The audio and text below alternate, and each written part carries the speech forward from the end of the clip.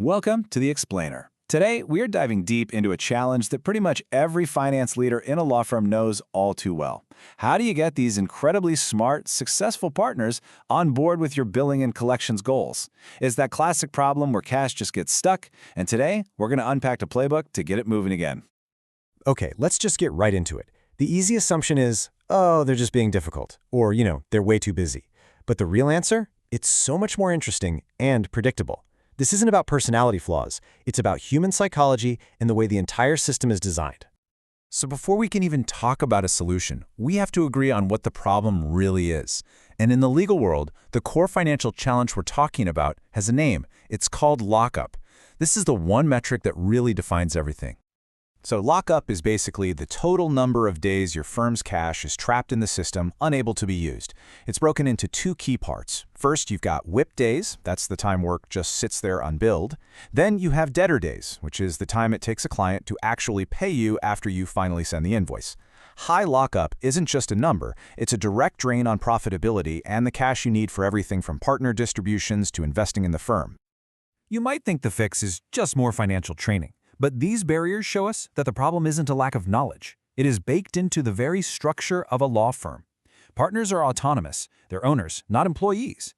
Often, their incentives reward bringing in new work, not collecting the cash for it. And let's be honest, they see administrative tasks as a distraction from billable hours. So, a simple memo from the finance department, that's just not going to cut it. So, to really solve this, we've got to stop looking at partners as the problem and start understanding their world. We need to get inside their heads, see how they make decisions, and figure out why delaying billing and collections actually makes perfect rational sense from their point of view. And this right here is the crucial shift in thinking we need to make. We have to stop blaming individuals and start looking at this as a system design problem. The behaviors we're seeing aren't random. They're predictable, human responses to the environment and the mental shortcuts our brains love to take. Research paints a really clear picture of the lawyer's mindset. They're trained to be skeptical, to identify every possible risk.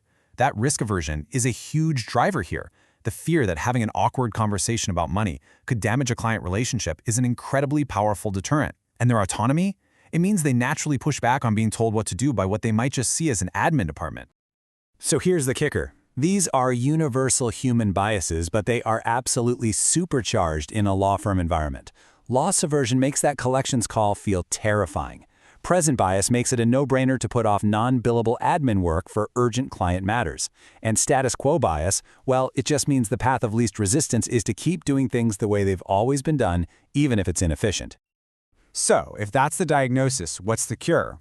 Well, instead of fighting against these biases, we can actually work with them. And we can do that using a simple but incredibly powerful framework from behavioral science called EAST. The whole idea behind EAST is to stop issuing top-down commands and start designing what's called a choice architecture that gently guides people toward better decisions. We're not taking away their choice. We're just making the financially responsible behaviors the easiest, most attractive, and most normal path for a busy partner to follow. All right, let's make this real. How do we actually apply this EAST framework to the two biggest drivers of lockup, billing delays, and slow collections? This is your playbook. First up, we've got to tackle the time lag between when the work is done and when the bill actually goes out the door. This is often the biggest and, frankly, most overlooked part of lockup. Our goal is to shorten that cycle and shorten it dramatically. Now look at how these nudges work together. We make it easy by getting rid of friction, a one-click approval button. We make it attractive by reframing the data.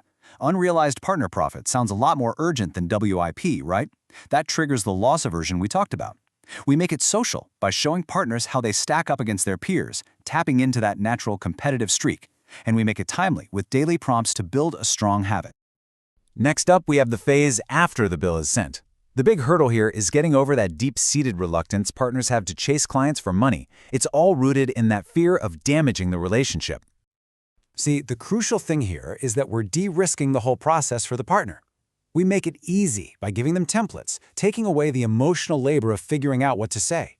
We make it social by using the messenger effect. A reminder from a respected peer carries way more weight than an email from finance.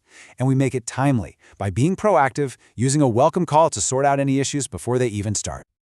Okay, So these individual nudges are fantastic, but to create real, lasting change, they can't just be one-off tricks. They have to be built into a solid, data-driven system that supports and scales the entire program.